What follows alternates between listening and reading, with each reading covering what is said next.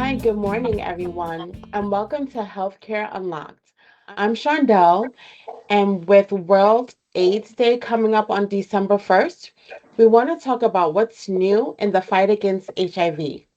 I'm joined today by Dr. Harry Crevecoeur, an infectious disease specialist with over 30 years of experience. Dr. Crevecoeur, thank you so much for joining us today. Oh, thank you for having me. Glad to be here for this important discussion. Excellent. Thank you so much. So, Dr. Crevecoeur, let's start with the big picture. Why is it still important to talk about HIV in 2025?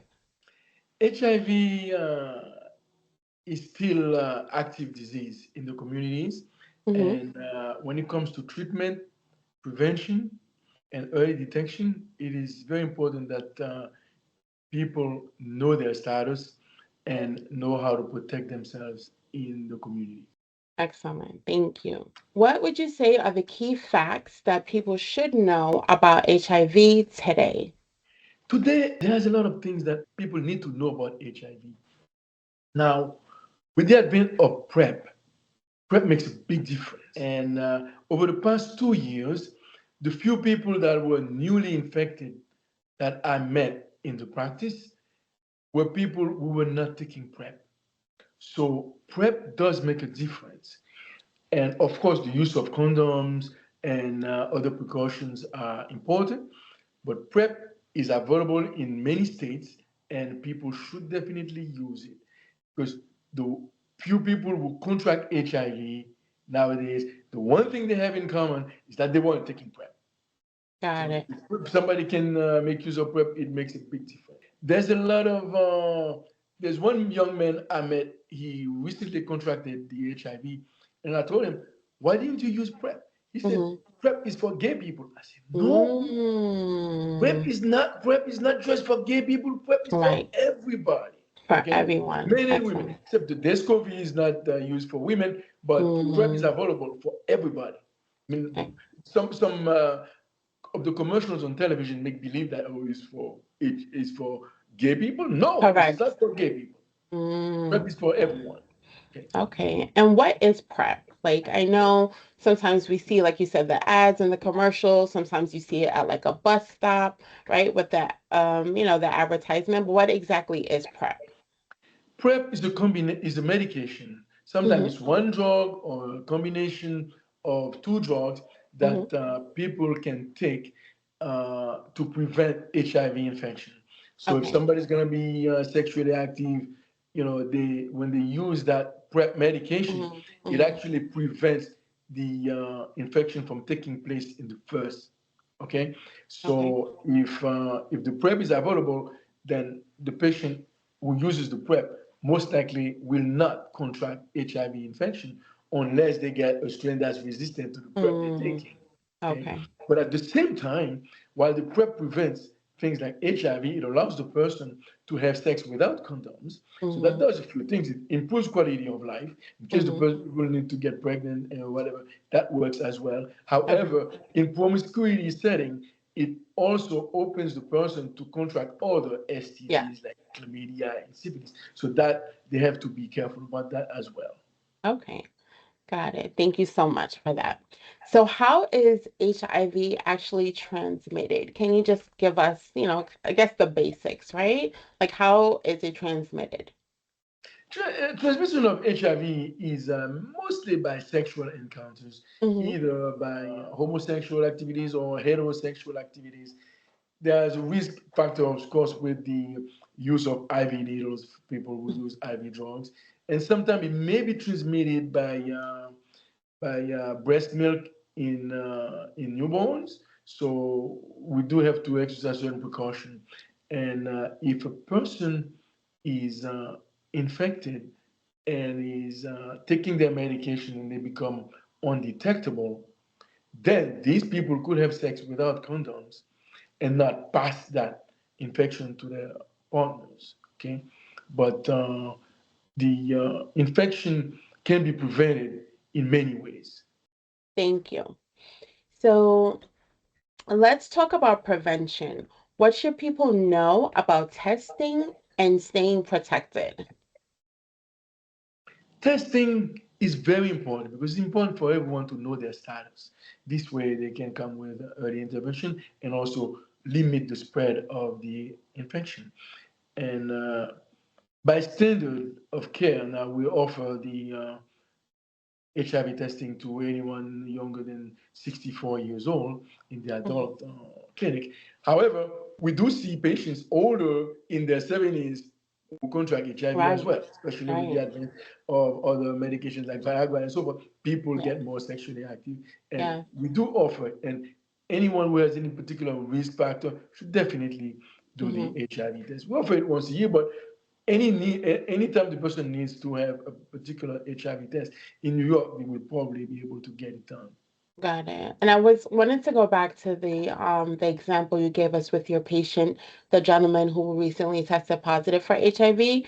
I'm just curious, was he symptomatic or was it just one of these a random screening, let's say, or He did he was come in with asymptomatic. He was asymptomatic. right, okay. The year Uh-huh. before he was negative. Okay, Mm, okay, so you do his and he annual, knows his yes, risk factors and he's been doing his test. right. Except this time he tested positive. The one thing Wow. is he knew about PrEP and was Yes. not taking PrEP. Yeah, got it. Okay. I heard one major breakthrough, which something you touched on just a few minutes ago, is U equals U. Undetectable equals untransmittable. So I know you touched on it. Can you just explain that a little bit further, for the audience? Okay, U equals U is important when it comes to prevention as well as Mm-hmm. treatment. So if a partner is positive for HIV, that person, if that person is taking their medication regularly and achieves an undetectable viral load, Mm-hmm. that person can have sex without condom with their partner without transmitting that HIV infection to their partner. Okay. So it makes a number of important improvement in the patient life.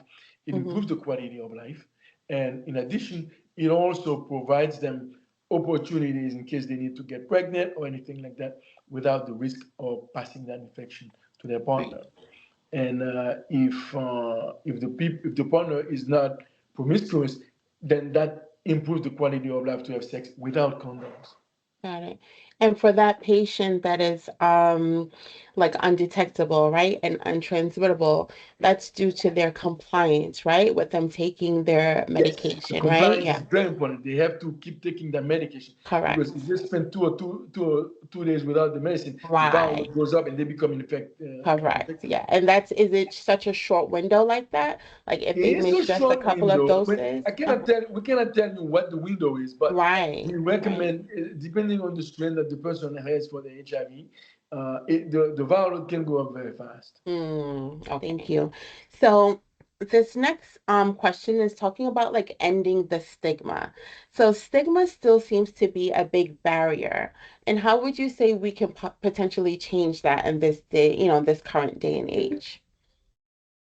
The stigma for HIV, actually, it varies. In the clinics, we speak to the patients, in a respectable manner, and they can understand the need for treatment and care Mm-hmm. and so forth. However, when that same person goes to their community, when they speak to their friends don't have that much understanding, Mm-hmm. and they throw all kinds of bad statements to the Yeah. people. And sometimes even in their family, a patient told me, "Oh, his mother treats him like a lizard.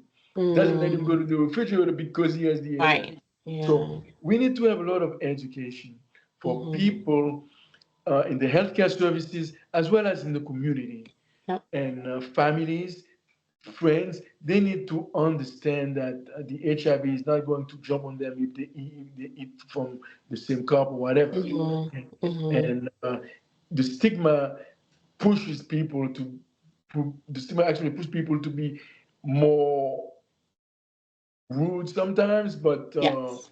education, I think, is the only way to break that ice.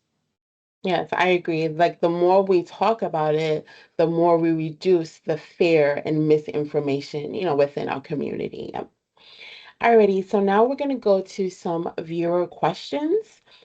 Before we wrap up, I just want to answer a few questions from our viewers. So our first question is, how often should someone at low risk get tested for HIV? The standard of care says to do the test once a year. Okay. However, anytime the person feels the need to get an HIV test, in Yes. New York State at least, they can get it Mm-hmm. done. Yes. And I remember, I think like years ago, you would have to have a different consent, right, for a patient to Yeah, test. But I noticed that's that no has changed. longer, That has right? changed. Yeah. Nowadays, See, we can document a verbal consent that yes. the person agrees to do the HIV test as Mm-hmm. long once the patient agrees to get it done, it can Yes. be done. Nice. Okay. Another question from one of our viewers. Can someone living with HIV have a healthy pregnancy? Absolutely. In fact, the in New York State and many other states, all pregnant mothers are required to have an HIV test. Yes. Mm-hmm. And at the time of that test, we will determine if the mother is infected, then we need to give them medication to Mm-hmm. prevent the Mm-hmm. baby from getting the infection. Most of the infection uh, happens at the time of delivery. However, Mm-hmm. once the person is positive and pregnant, we will give them combination of medication mainly to keep their viral load undetectable. Mm-hmm. So if their viral load is undetectable at the time of delivery, then they may not need to take any other treatment. They may not need to have a C-section. They can have a regular vaginal Wow. delivery Okay. if the viral load is undetectable. Yes. And at the time of delivery, if the viral load is undetectable, then the baby is not going to come across any HIV virus Mm-hmm. at all. But Excellent. it's important we keep that viral load undetectable throughout the Yes. pregnancy and around the time of delivery. Yes. If the viral load is not undetectable at the time of delivery, they have the O76 protocol that can be administered at the time Mm-hmm. of delivery, where Mm-hmm. they give them IV medication to prevent the HIV, and they may also opt to do a C-section if necessary. Got it. Okay. And once the baby is born, is there any need to start any kind of treatment on the baby or Well, not? once the baby is born, we treat Mm-hmm. them as a post-exposure prophylaxis. Mm, It's as okay. if somebody was having sex and they have a broken condom, Yes. then we Mm-hmm. give them medication within the first 2 hours. So Okay. those babies that are born to positive mothers, we give Mm-hmm. them medication for at least a month to suppress and about any type of infection that we know the risk Just is not zero, so right. we make sure that we take Prophylaxis. it down Yeah. to the zero. Okay. And you mentioned something that we didn't talk about before, so I would like some more information on that. You said, let's say if the partner is, I guess, not is not undetectable and they're having intercourse with their partner and using a condom. If the condom breaks, you mentioned something about there's some Post-exposure prophylaxis. post-exposure That calls prophylaxis PrEP as opposed to PrEP. PrEP is as opposed to pre-exposure prophylaxis. pre. The Got it. PrEP is Okay. post-exposure prophylaxis. So Mm-hmm. the same thing, if a person gets a needle stick in the Yes. hospital, Yes. then we Yes. would Yes. administer that Post-exposure. post-exposure So it's the prophylaxis same thing. treatment. Uh-huh. Yeah. Okay. Excellent. Okay. Thank you so much. So I have another question from one of our viewers. Is it possible to transmit HIV if someone has an undetectable viral load? So I'm not a specialist, but I would say the answer is no, right? Based on what I'm learning from you today. So you can correct me if I'm wrong. Okay, from Mhm. sexual transmission, it is Um, not likely to happen that way. okay. If the Okay. person has had their viral load maintained for at least Yes. 6 months, Correct. they stayed Oh, undetectable, then we know. But they have to keep taking their medication and right. maintain a regular Hmm. undetectable viral load. Yeah. No, no, without any interruption in between. So then I would like to know how often is a person getting their viral load checked if that's the case? That person, the partner of a person Mhm. who is taking medication for undetectable viral load, they can do their HIV test at least every 3 months if they want to do it. Got Or if it. they take PrEP, then they Right. can do the HIV test uh, every 3 to 4 months on standard PrEP medication, or Mhm. sometimes at the time they're taking their PrEP injection. Okay. And the person that's HIV positive, how often are you checking their viral load or how often are they coming in to see you? Nowadays, we treat them. As if the patient is known to be compliant, we Hmm. can check them like every 4 months or Okay. so. Then Got their it. viral is still undetectable, Yeah. whether they're taking injectable medication. But if they're taking injectable medication, then we would check the viral load at the time they're coming for the injection. Injection, and the injection is how often? Monthly, It every. depends on the injection. So if they're Mhm. taking Cabinuva, for example, Cabinuva is every 2 months. Okay. Okay. Now they have new injectables that are gonna come out that will probably Mm, in the next 6 months, every 6 months or so. But those are not mostly in mainstream for combination of treatment. They're more for mhm. prevention in PrEP. Okay. Yes. But Okay. new things are there are a number of new things that are coming for HIV treatment Mhm. and prevention, making it a bit Okay. easier for patients. Very nice. Very nice. So another question from one of our viewers. They're asking, what should I do if I think I've been exposed to HIV recently? So they're asking, what should they do? Okay, if a person gets an exposure, the moment they get that exposure, we would like to give them post-exposure prophylaxis, Mm-hmm. best administered within the first 2 hours of the exposure. That would definitely abort the infection. So that's something that they should take care of right away. And they can get, in most places, they can get up to 72 hours to Mm-hmm. take the post exposure prophylaxis Okay. medication in order to Mm-hmm. prevent the infection. But that's the main thing. PEP would be the most important treatment to Right. be administered as soon as Mm-hmm. possible. And Got it. of course, during the post exposure prophylaxis evaluation, they will Mm-hmm. do an HIV test to see Mm-hmm. what the person is to begin with. And then they will repeat the HIV test in a month and so forth until it becomes negative. Okay. Got it. Thank you. Another question is, how can family and friends best support someone living with HIV? Mainly with understanding and support, all right? Because the person living with HIV, when they're taking their medication, actually they have a life expectancy very much equal to that of uninfected individuals. And understanding makes a big difference because it takes away the stigma and allows the person to live a more comfortable life because stigma hurts. Okay, Yes. so if family members don't understand that, then it hurts the patient, either directly or indirectly. Whether they complain about it or not, it does make a difference. Yes. Agreed. Agreed. And just I'm curious, right? Let's say if someone was exposed or think they were exposed, what is the window, let's say, for that test to convert from negative to positive?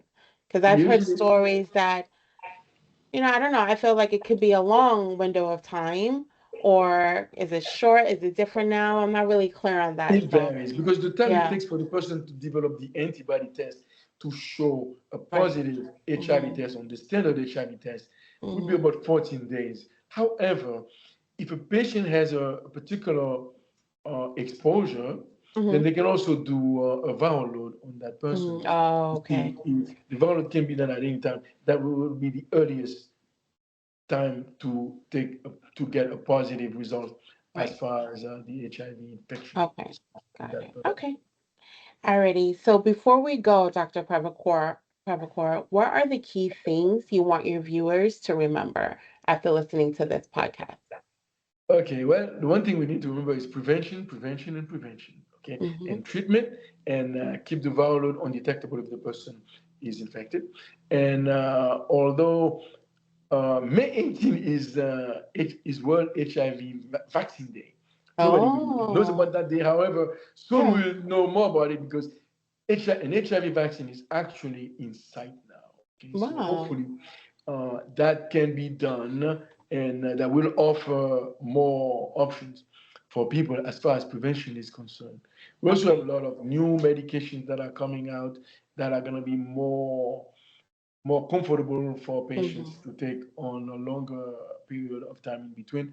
And they have the new class of drug called TTSB, tetrasulfide bridge inhibitors. Those drugs Okay. are going to have what they call a high genetic barrier, which means that Mm-hmm. it's going to be more difficult for the virus to become resistant to those Mm-hmm. particular drugs. So they Nice. can last a lot longer in the house. Okay.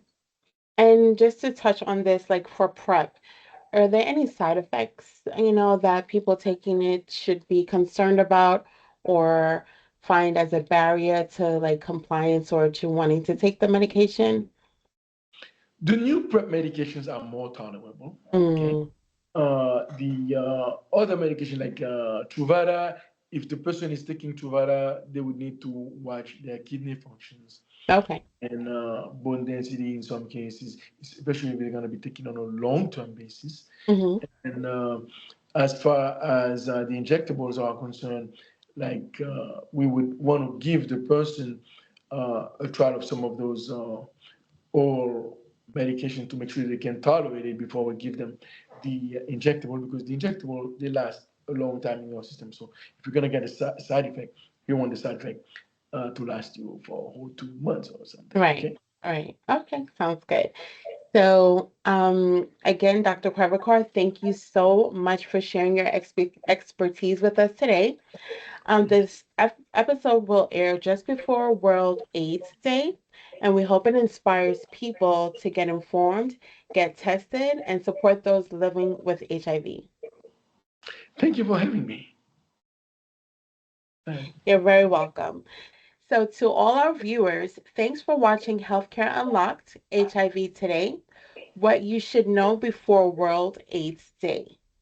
Don't forget to follow and subscribe on YouTube, Healthcare Unlocked, and on Instagram, Healthcare Unlocked without the ED, for more health insights and expert discussions.